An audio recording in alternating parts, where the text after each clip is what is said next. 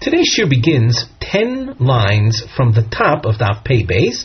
You'll notice in the middle of the Omid, we've underlined Shmuel Mishmei de Levi.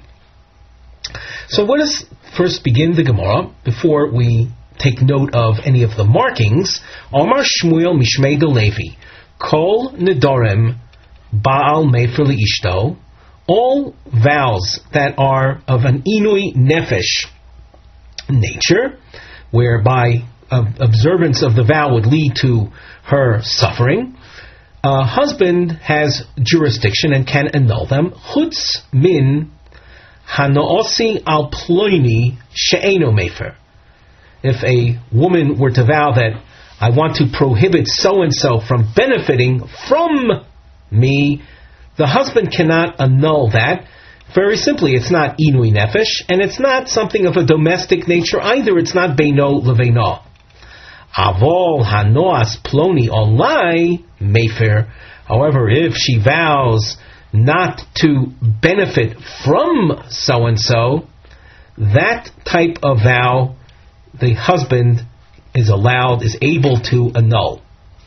The Ran, you'll see the Ran across from here says, Avol hanoas ploni olai mefer, the kevon di'is bo inui nefesh, afal pi shelo nodra ela me'acher, yofer.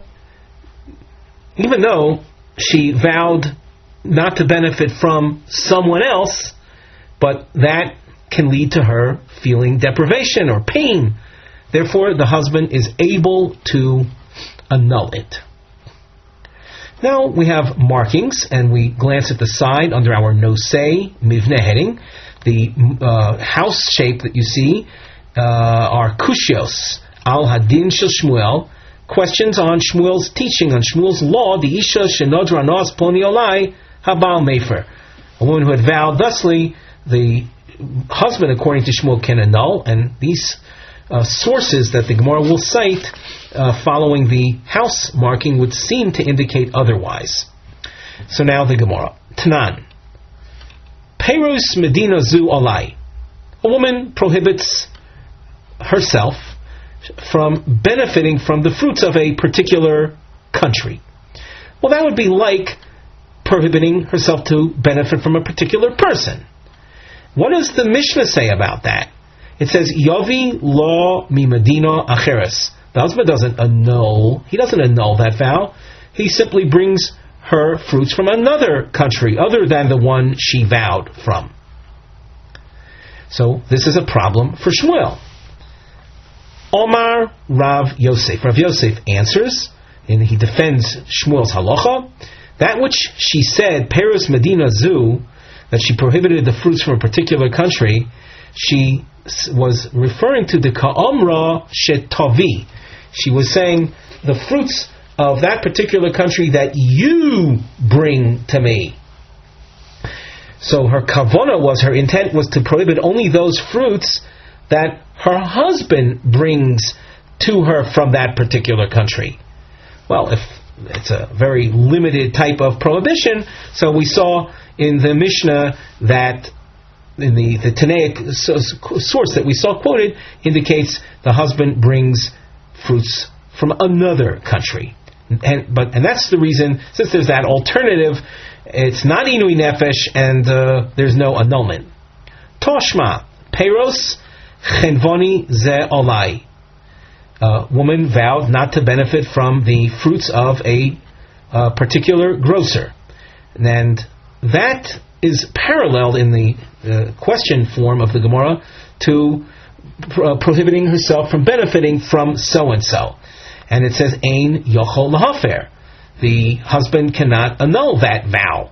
So that's a problem for Shmuel. Hochanami, the Gemara answers here too, the ka'omra shetavi ata.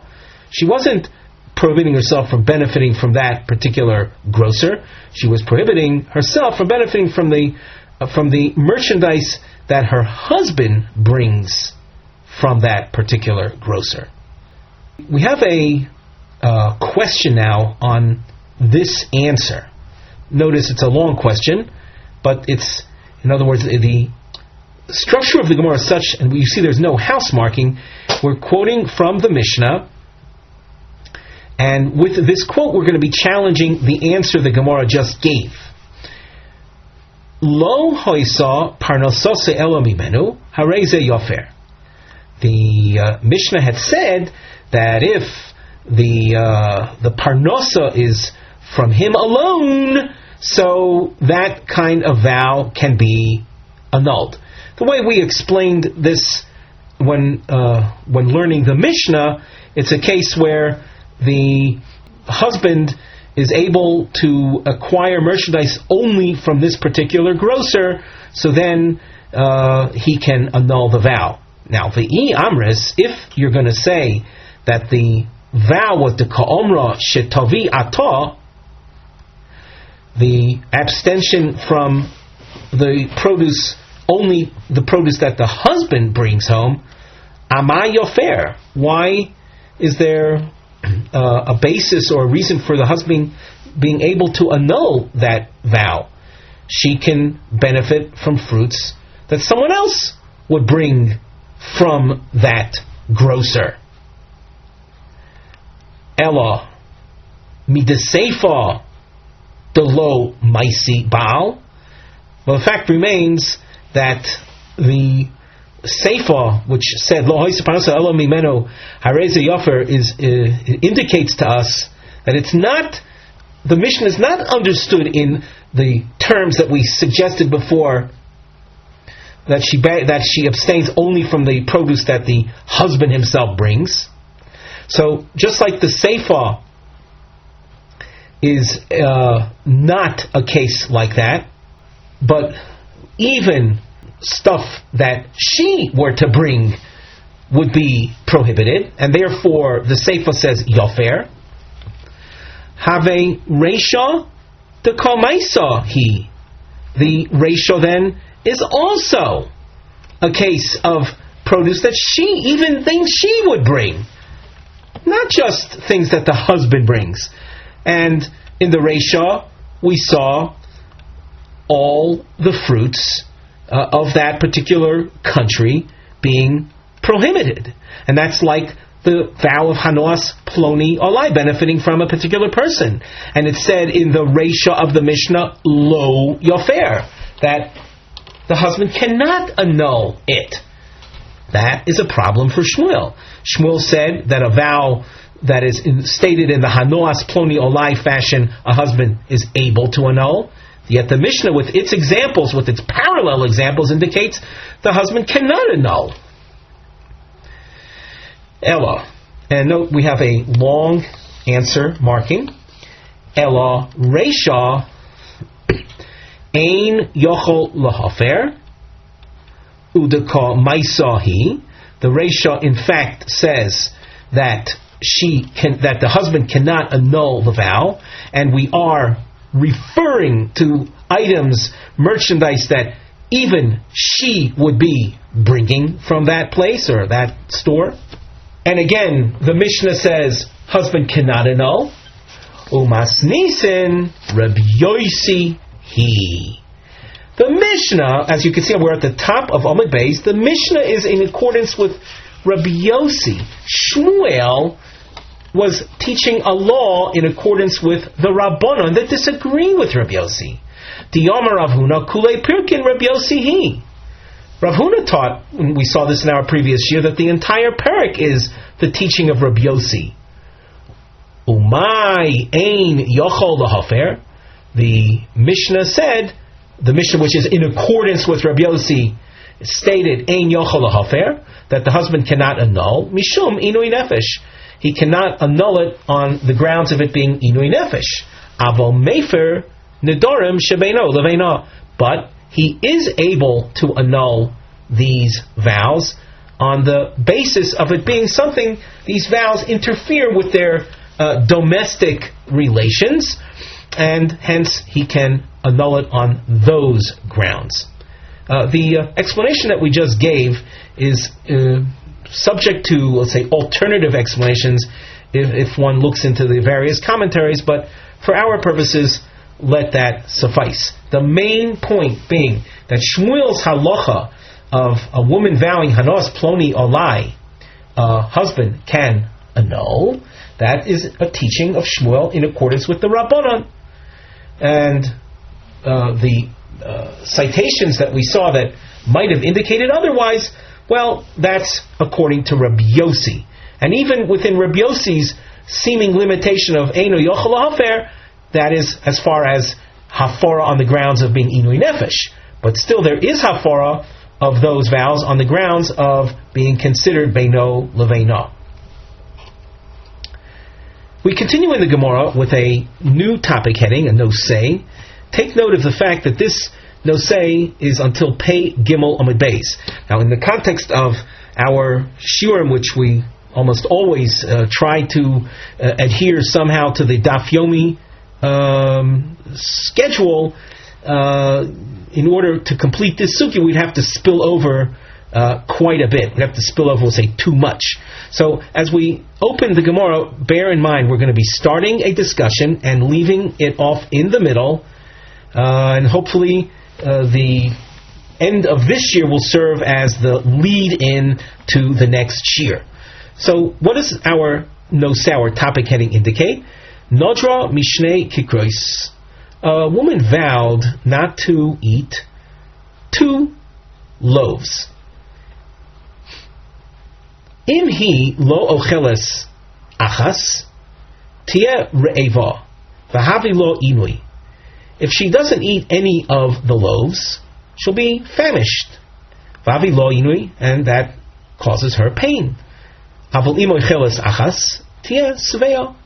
If she eats one of the 2 loaves, that will provide her with satisfaction. Vashniya lespe mishum inui. The second loaf doesn't represent a source of pain, i.e. the abstention from the second loaf after eating the first loaf doesn't represent a problem of inui.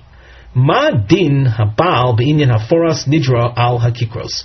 What is the power of the husband? What legal powers of annulment does the husband have regarding the vow over these 2 loaves? The Gemara. Omar Rav Yehuda, Omar Shmuel. Nodra mishtei kikrois. Woman vowed not to eat 2 loaves. Be'achas mis'aneh, u'be'achas ein mis'aneh. Through the abstention from 1 loaf, meaning from not eating even 1 loaf, she'll experience inui. But the abstention from eating the second loaf won't result in inui. She'll have been satisfied from eating the first loaf. Mitoch shehu mefer lemisana, mefer l'she'eno misana. So, Rav Yehuda's opinion, note we called him Aleph. This is the first of a couple of opinions. His opinion is that since the husband has jurisdiction over the 1 loaf, i.e. he is able to annul the vow with regard to 1 loaf, so he is able to annul the vow totally, covering both loaves. And the woman, upon eating even both loaves, even the second loaf, if the husband annuls the vow, she will not be in any violation. Rav Asi Om Rav Yochanan. Now here we have an additional marking. This is a second opinion, but we also have Roman numerals 1 and 2, and on the side of the Gemara we indicate that these represent 2 Lishonos be Rav Asi. We have 2 versions of Rav Asi, 2 versions of how to present Rav Asi. The double underline highlights Havlotas Div Rabbi Yochanan B'Shnei Lishonos, Rabbi Yochanan's teaching in both versions.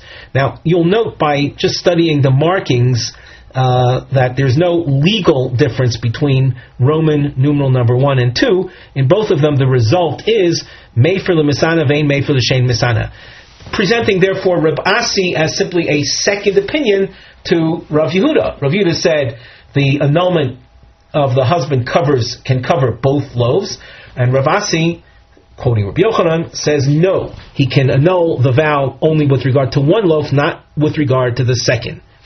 So now the Gemara of Rav Asi Yom Rabbi Yochanan, Mefer l'misana, v'ein mefer l'she'ein misana. The husband can annul with regard to 1 loaf, but not with regard to the second one.